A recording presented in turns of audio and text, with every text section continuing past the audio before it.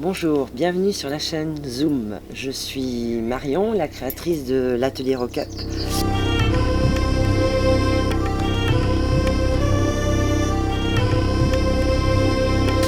Je suis basée à Tarnos et j'ai pour principale activité de redonner une seconde vie aux choses et donc de recycler à travers plusieurs supports, à savoir luminaires, tapisseries, porte-manteau, attrape-rêve, table, un peu tout ce qu'on me demande et tout ce que j'ai envie de faire en fonction de ce que je trouve et ce que je déniche.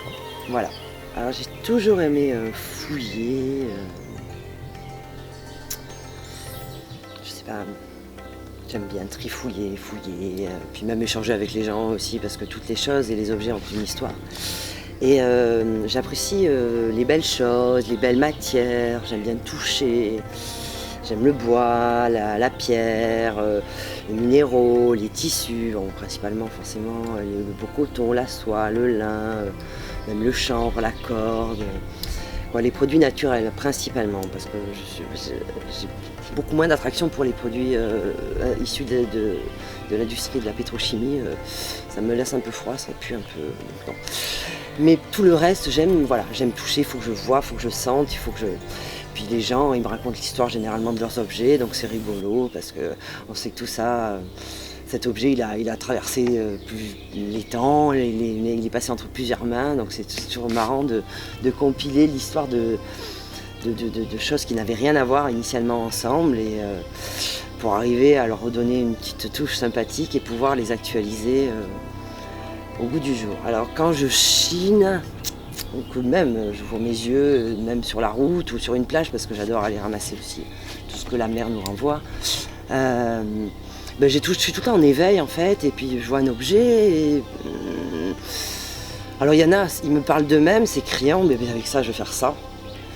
Et il y a d'autres fois, il y a d'autres choses, c'est juste beau, j'ai pas d'idée, mais je le prends quand même parce que je me dis ça, c'est beau, ça pourra faire une jolie chose au final, et puis je peux stocker les choses pendant longtemps, et puis ne pas avoir d'idée, puis je me lève un matin, et voilà.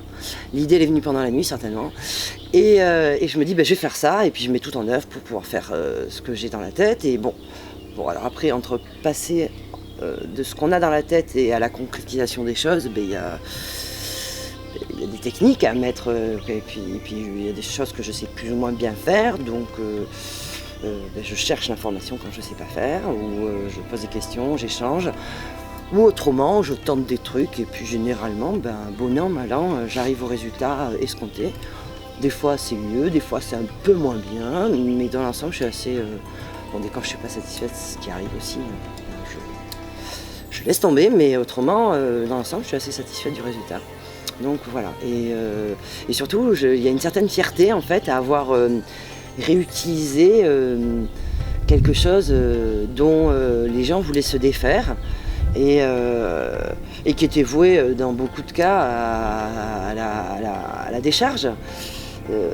Aujourd'hui on a l'habitude de consommer pour jeter dans un laps de temps extrêmement court, et c'est dommage je trouve de ne pas savoir valoriser ce qu'on a et de toujours vouloir avoir des choses nouvelles, plus high-tech ou comme ça.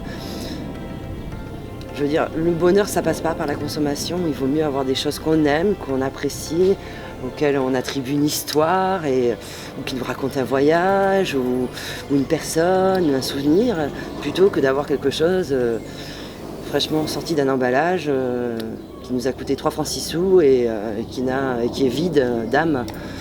Voilà, c'est globalement pour ça que je fais, c'est globalement ma motivation, la motivation de ma démarche en fait. Alors en fait recycler c'est un avantage puisque on s'inspire des supports qu'on trouve et l'inspiration elle vient naturellement avec les matériaux qu'on a trouvés, avec les supports qu'on a trouvés, avec les tissus qu'on a trouvés, les coloris, etc. Mais c'est aussi une contrainte, puisqu'on ne dispose que du stock, des choses qu'on a pu trouver. Et donc, on doit s'adapter et faire avec ce que l'on a. Pour autant, ça devient un peu plus contraignant lorsque j'ai par exemple des commandes et qu'on me donne un cahier des charges assez précis. Et donc là, il faut que je me mette en quête en fait, ou des matériaux, des tissus, des coloris, des fils, etc. Bon, enfin, et donc je mets plus ou moins de temps à trouver parce que forcément ça tombe pas du ciel, hein. Il faut quand même se déplacer, aller machin et remettre en état, trouver faut trouver des jolies choses et qui correspondent à la commande. Donc ça peut être une contrainte. Et c'est aussi une contrainte. Cette contrainte, elle explique aussi l'éclectisme en fait des créations puisque je m'adapte donc à ce que j'ai. Mais c'est elle aussi qui permet l'inspiration. Donc en fait. Il y a du bon, du mauvais dans un peu tout, et puis en fait la diversité, l'éclectisme, tant des structures, des matières, des coloris, des styles, c'est ça qui fait, moi je trouve la richesse, et de toute façon c'est ce qui fait la richesse du monde. Donc voilà, mes créations elles sont très très éclectiques, parce que je dois être très éclectique aussi. Alors mes aspirations pour le futur, c'est très simple, c'est continuer à avoir la qualité de vie dont je dispose aujourd'hui, puisque je fais quelque chose qui me plaît et qui me permet de m'occuper pleinement aussi de mes enfants. Et à côté de cela, j'aimerais, même si mon activité va grandissant, il est vrai, j'aimerais pouvoir le plus rapidement possible en vivre. Donc la patience n'est pas une de mes vertus.